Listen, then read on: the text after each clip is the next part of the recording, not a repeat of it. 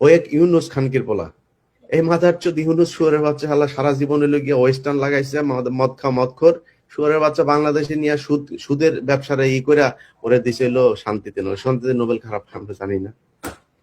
এই শুয়ারের বাচ্চা এই ওই রুমে যত এই শুয়ারের বাচ্চা করছে কি,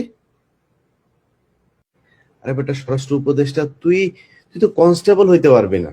তোরে যদি, আমি জানি না তুই কেমনে ঢুকছিলি সেনাবাহিনীতে, তোর কনস্টেবল হওয়ার যোগ্যতা নাই। বারবার তারা একটা কথা বলার চেষ্টা করেছে, এখানে নাকি মব সন্ত্রাস হয়েছে,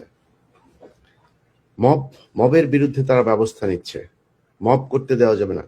তোর মারে আকাম করছে খানকির ছেলে আসিফ নজরুল।